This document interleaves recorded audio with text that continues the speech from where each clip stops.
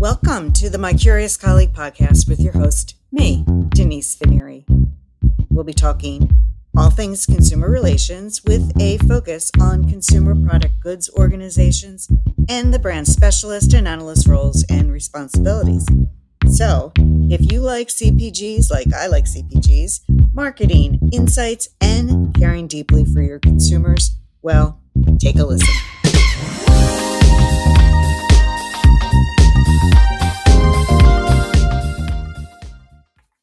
Hello, my curious colleagues. We have a bit of an exciting global episode for you. This week, my guests are my colleagues and leaders from both SOCAP Australia, yes, you heard correctly, SOCAP Australia, as well as SOCAP USA. And for many of you, you know that SOCAP stands for the Society of Consumer Affairs Professionals. We have a lot to get into, so let's get started. And welcome, everybody. Feel free to introduce yourselves when you speak. Okay, so invariably, when you're looking at global organizations of any kind, right, and comparing and contrasting, there's going to be some similarities and some differences. Let's start there, panel. Feel free to introduce yourself. So let's take a minute and acknowledge some of the differences in the membership. Oh, thanks, Denise. I'm Fiona Brown, the CEO of SOCAP Australia, and thanks so much for having us all here today. What a great opportunity. SOCAP Australia has almost 3,000 members, and our members are mainly within financial services, insurance, energy, utilities, transport, FMCG, and government agencies and ombudsman. We really focus on complaints handling and dispute resolution. We have so many synergies with our US counterparts, so many similar brands as well. I think maybe some of the subtle differences, because I think we are so aligned, but some of the subtle differences probably stem from our different countries' legislation systems. We have a system where, in terms of our consumer laws, we have many state and federal laws, and we do work through to some fair trading and ombudsman systems, which might be slightly different to the way the US operates as well. Thanks, Denise. I'm Marie Shubin. I'm the CEO of SOCAP USA. It's really exciting to be here with John and with Fiona because we have a lot of things that are in common for our organizations and some differences, of course, as well. Fiona has identified a few of the differences. One difference, I think, in the U.S. that she did not touch on is that the majority of the members in the SOCAP USA are from product manufacturing companies, service companies, car manufacturers, and so forth. A lot of our origin came from that consumer products background. We started out before there was any kind of legislation for consumer affairs, and we were just an organization that was trying to help companies do the right thing when a consumer had a complaint. So a lot of our origin came from that manufacturing and automotive space.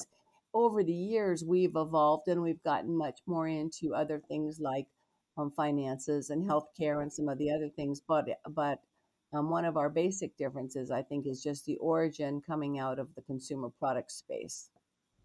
How about similarities between the two organizations? So many similarities. And that's really lovely, and so many opportunities to collaborate, which we're doing so much of this year as well. Definitely the biggest similarity is the passion of our membership around service for fair and effective outcomes for members. All of our SOCAP members, no matter where their footprint is around making sure that the customer interaction that they're having with that organisation is a good one. So how do we help our members with supporting that service interaction?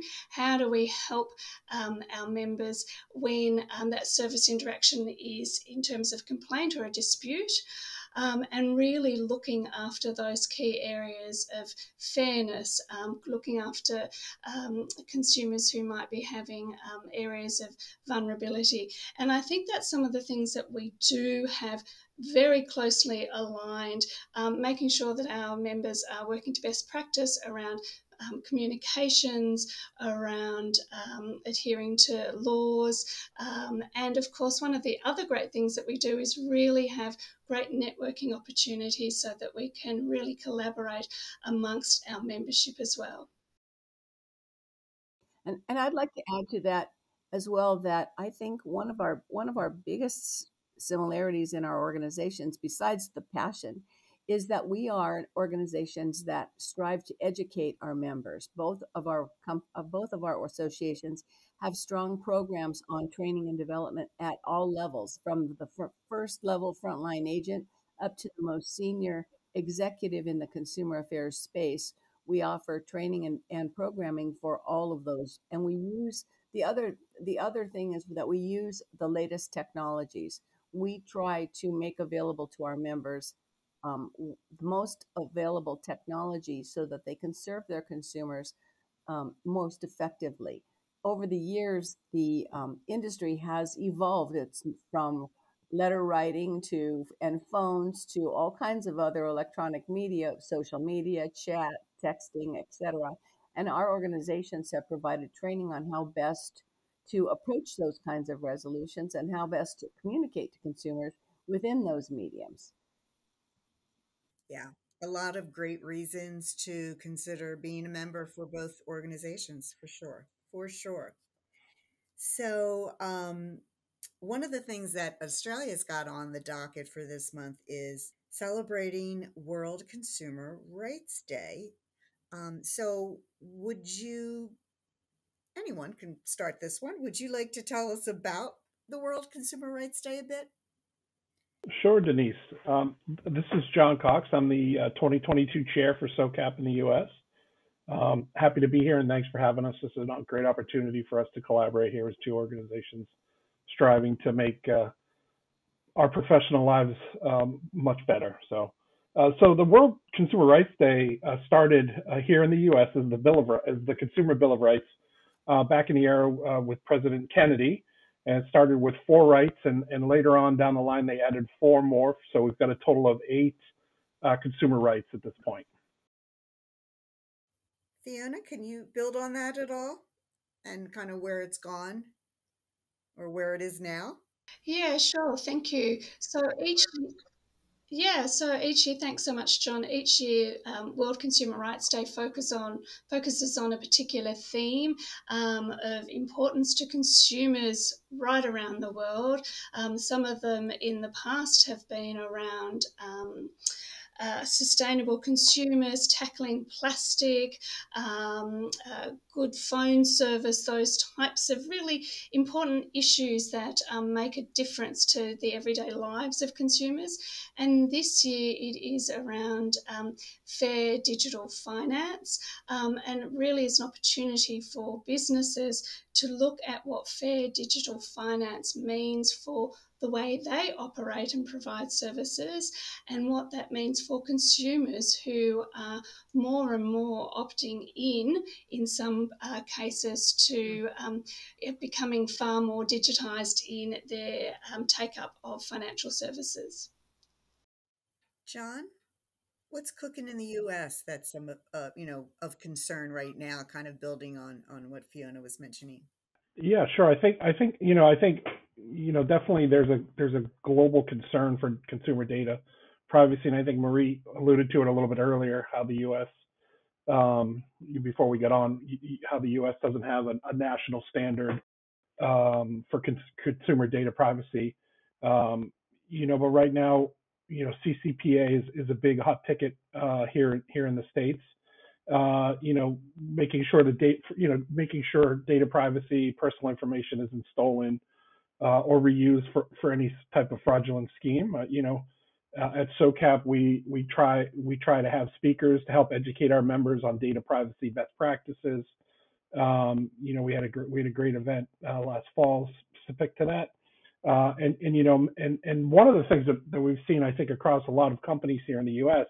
is that many companies have reduced the information that they're collecting and requiring in their email forms and their chat forms in order to sort of help minimize and really show the consumer that they're aligned with the privacy concerns that they have. Any other thoughts on this topic, Marie? One of the thoughts that I had about this too is that the pandemic rushed us into technologies that not all companies were quite ready for.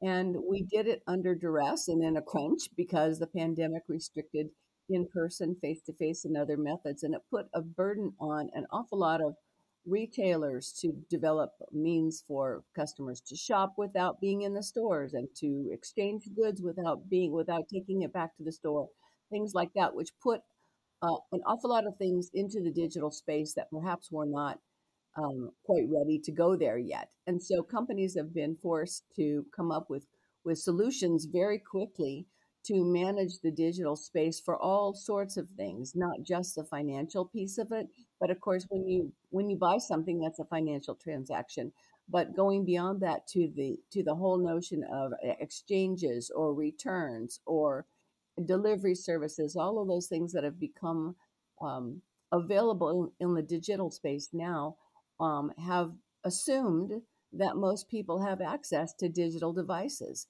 and but not everybody does. In the States, there are still people who don't have smartphones. They don't have laptops and iPads and so forth, and as a result, we have found in the U.S. that we still have to keep all of the channels open regardless of how advanced the technology seems to be pushing us. So most of the consumer affairs organizations that are our members still take paper mail. They still take phone calls. They still take email. They even take faxes. Even though it seems like the whole world is moving to text and chat and so forth, not everybody has that access. So we have to keep all of the channels open, and it's become very additive. This consumer affairs departments have had this additive climate. Every time a new channel is opened up, it adds to the existing ones. And because of disparity in what consumers have access to, we have to keep all of those channels open. And what that does for associations such as ours is it creates a, a constant need for training and retraining and rethinking how processes are made. Every change that you put in, whether it's a new technology or whether it's a refinement of an older process, requires changes to the people's training, it requires changes to process and to the technology itself. So we're always in a state of constant evolution. Anything to add, Fiona, in terms of like all this digital stuff going on that Marie outlined over on your end of the world, and how your organization can help address some of this? Pardon me, I didn't mean to talk over you, and how your organization can address some of this and support. Yeah, absolutely agree with everything that both John and Marie have said, that this world is changing, and yes, more and more things have been added on. And I think we did all get that push as a result of the pandemic. We know, though, that those who are already going through vulnerable circumstances throughout the pandemic, unfortunately, are becoming more vulnerable. We know, therefore, that our members in creating these new services must, as Marie said, make sure that in adding more services can't just sweep aside some of the previous services, that they really need to make sure that they are looking at all channels and making sure all channels of communication and information sharing are open to members. One of the things that our members are absolutely working on too are around literacy, both financial literacy and organisational and product literacy as well, that making sure consumers know as much as they can before they make product choice decisions around what it is that they're getting from an organisation, being aware of scams and phishing and the use of data as well. And many of our members are really involved in big programs of work to identify areas of abuse around data, to make sure that their consumers can utilise these new systems in the best possible ways as well. And I think we know that the pandemic, albeit we believe and hope that things are getting to a new state for all of us, but we do recognise that people who are already in vulnerable circumstances, that pathway back still need a lot of nurture and care as well. And making sure, as we said, that all opportunities to engage them in a full and meaningful conversation with organisations is so important. And again, that's just one of the many things that SOCAP Oz and SOCAP US does as well, to make sure that our members are cognizant of that and how we can support them in doing that. Right. Thank you for that. Let's talk about diversity and what the organizations are kind of doing in that area. John? The diversity and the contact center employees in our membership is quite unique. And, as Marie sort of hit on in the beginning of the conversation, right, we like to provide training and development from everyone from the front line to the very highest level of leaders in the consumer affairs customer service experience field. And so we'd like to recognize that and address all the needs of our highly diverse member population that we serve. I'd like to add on to that as well. We have some diversity DEI training that we just sponsored through our association here, but we also do things like to address some of the more vulnerable populations, as Fiona was referring to. One of the things that SOCAP US has worked on over the last few years is some training about different age groups. We've had training around handling calls and communications with millennials, what their expectations are like. We've also had some training with the aging population and what their requirements are. And some things are very simple, like having larger print on your labels, or having larger print on your letters and correspondence to the consumer who's part of the aging population, simply to make it easier for them to read. We've had training in working with all of the different sectors, but also not just in the responding, but in making it easy for them to access us, making sure that our toll-free numbers are large, print on packaging, making sure that the websites are easy to read and understand, and things like that, so that no matter how old your eyes are, you can still see a means to get a hold of one of the companies that is one of our members. The other thing I'd like to mention is that in the contact centers, most of our member contact centers offer training to their agents on various types of service, not just the complaint handling. Everyone typically thinks of consumer affairs as being complaint handling, but in the States, a good portion of the communications received in the contact center are inquiries and praise. And training on inquiries about the product or the service, or how a product works, or what are the pros and cons for given items. Those are the kinds of things that alleviate consumer stress, that make our consumers feel more informed. And we spend quite a lot of time training people on products and how things work, how they're supposed to work. If they don't work, what are the remedies and solutions for that? So I think helping people to understand their purchases before they make them and when they make them, so that they get the most value for their purchase, is as equally as important as dealing with a complaint. Right. Right. I call that holding consumers' hands. And Yes. in the US, we've had to do a lot of that with consumers unable to find their favorite products on the shelves, and so on. But that definitely is one of those inquiry categories. During the pandemic, that's a really good example, unable to find your products, because during the pandemic in the States, with the supply chain slowdowns, it's been very difficult for people to find the products that they typically buy and use. Mhm. And I know that a couple of our food companies have been having to offer up different solutions. If you can't get X product, you have to Mhm. use Y product, and that changes the recipe. So there's been a lot of cross training on that kind of event, but it's the kind of thing that we have to be prepared for. That was brought about by an unknown, the supply chain crisis, and those are the kinds of things that our organizations have had to step up Mhm. and give training for. If you Mhm. can't, if you have those kinds of solutions, where will you get the training for it? And that's with organizations like ours. I was going to say, and look, and that just shows again so many of the similarities that both of our organisations are doing to support our members, and also the issues that our members are going through as well. Those supply chain issues very high on our agenda for our FMCG members, and how they coped with that, and how they coped with that with consumers, absolutely. And to the issue of diversity and inclusion, certainly that's a big area of focus for all of our membership around services inclusion, not only understanding the differences of the range of consumers, but how do we make sure we support them in a way that is meaningful for them, being able to identify needs, Mhm. and providing the service that is absolutely right at the right time for those consumers.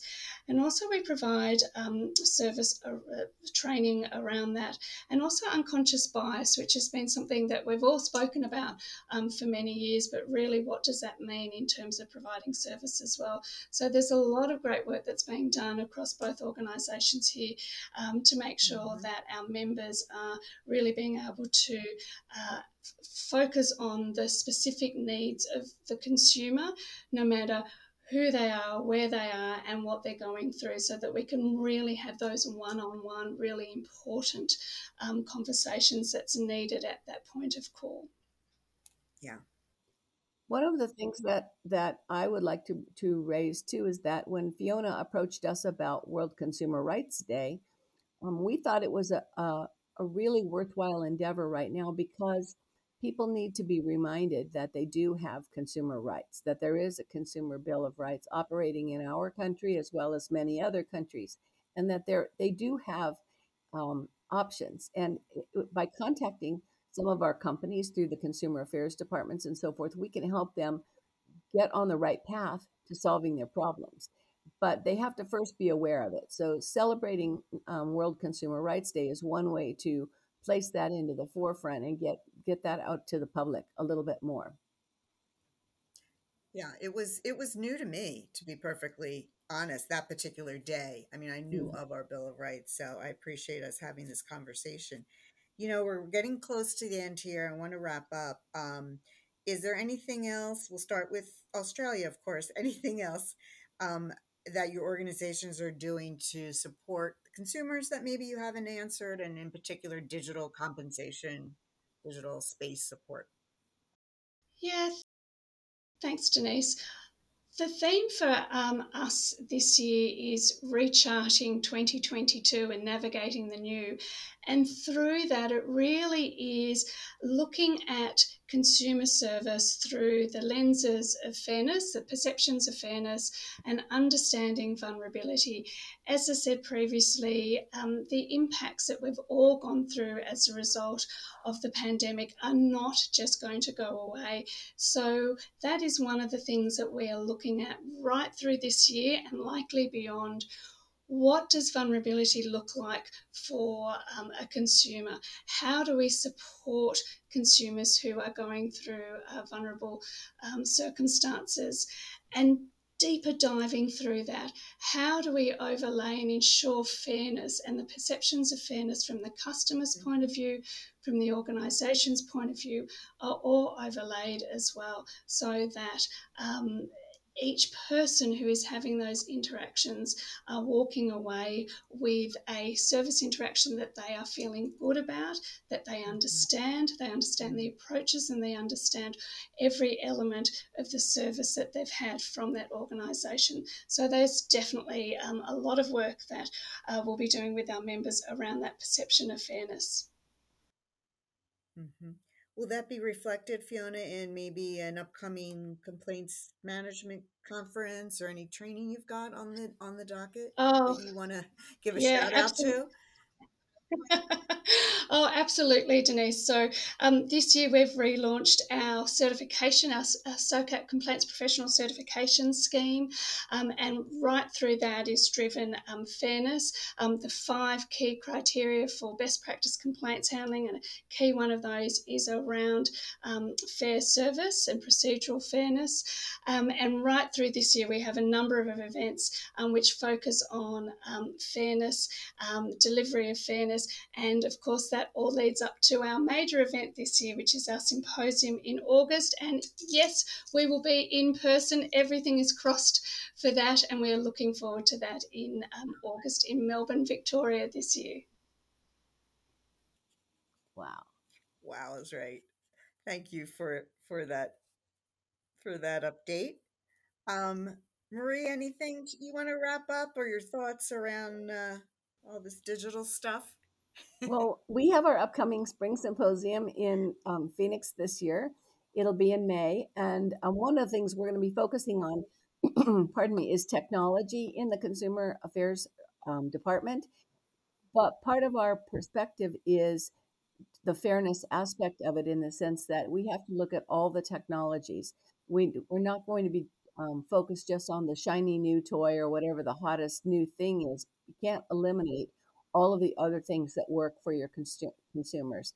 And there's a level of acceptance by consumers of each different type of solution.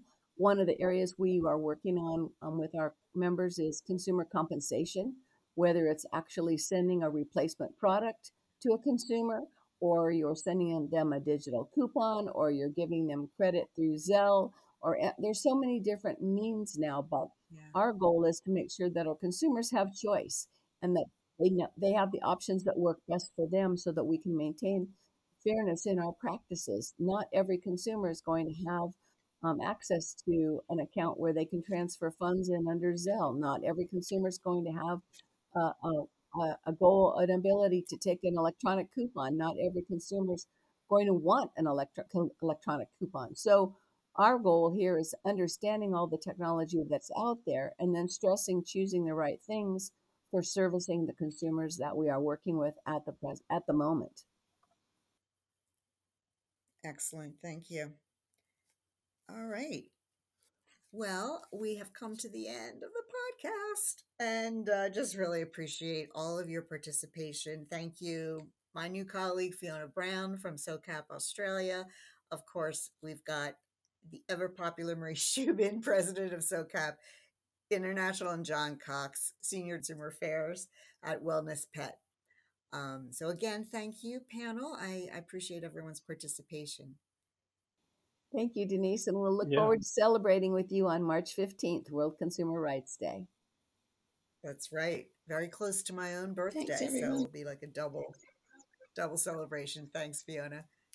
If you've learned even a kernel of an idea or was inspired by this episode, please consider rating and reviewing the podcast on Apple Podcast. Be sure to share out the hashtag CPGCX, because CPGCX really and truly rocks. You have been listening to the My Curious Colleague podcast with Denise Vanieri. Thank you for your time.